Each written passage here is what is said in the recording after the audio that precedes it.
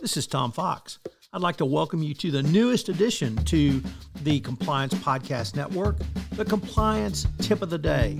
This is the podcast where we bring you daily insights and practical advice on navigating the ever-evolving landscape of compliance requirements. Whether you're a seasoned compliance professional or just starting your journey, my aim in this podcast is to provide you with a bite-sized, actionable tip to help you stay on top of your compliance game.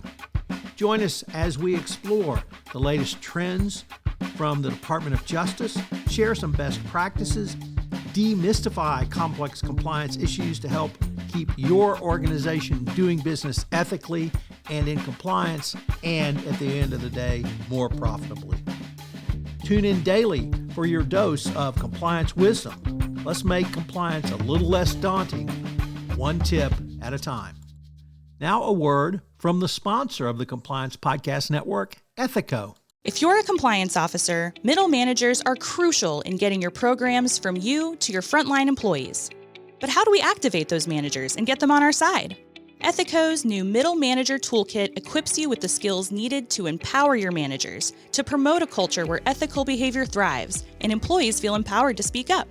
Learn how to turn frontline managers into ethical leaders with our new white paper, Empowering Middle Managers as Ethics Champions.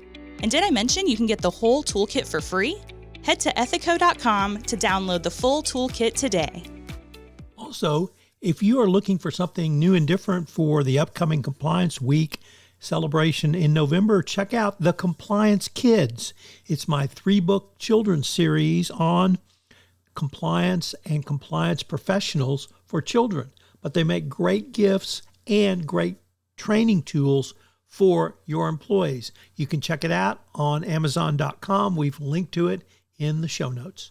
Today, I want to take up the subject of retaliation, and I want to give you 6 fixes or steps you can take to eliminate this risk from your company's contracts. Number 1, conduct a contract review. The first step is to conduct a comprehensive review of all employment contracts. This allows you to see if retaliation language exists. 2, establish clear contract policies. The next step is to establish clear and enforceable policies about what can and cannot be included in your contracts. This policy should be enterprise-wide and should include specific language which prohibits the inclusion of retaliation clauses. 3, collaborate with legal and HR. A cross-functional approach is critical to solving this. Compliance officers need to work closely with legal and HR to ensure that contract policies are implemented correctly. HR plays a key role in drafting employment contracts, while legal should review and have authority for the rest. 4, provide employee education. Another important step is to educate employees about their rights under whistleblowers. Retaliation language works best when employees don't understand that such language is indeed illegal. 5, establish a remediation plan for older contracts. Once the retaliation clauses have been identified, the next step is to establish a remediation plan and actually remediate. And 6, monitor for future violations. This is monitoring on an ongoing basis, which will allow you to prevent any such clauses from slipping through the cracks. The SEC just had another large round of retaliation enforcement actions.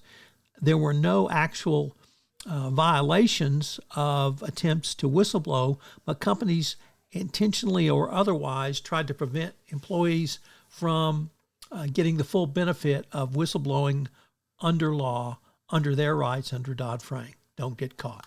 As I said in the opening of this podcast, this month's sponsor of the entire Compliance Podcast Network is Ethico, and they've developed a toolkit for middle managers that will help middle managers in intaking information from employees and, equally importantly, understanding how to respond and how to get the information up to compliance for the decision makers. We've linked to this toolkit in our show notes, so check it out at ethico.com. This is Tom Fox again. This new podcast, Compliance Tip of the Day, will appear daily. And frankly, it's one of the most requested topics for a podcast that I get on a regular basis. It's going to be short and sweet with one tip with some takeaways that you can utilize to implement into your compliance program. If you've got a question that you would like a tip on, please submit them through our website, and we will use them in an upcoming episode. The compliance tip of the day is a production of the award-winning Compliance Podcast Network.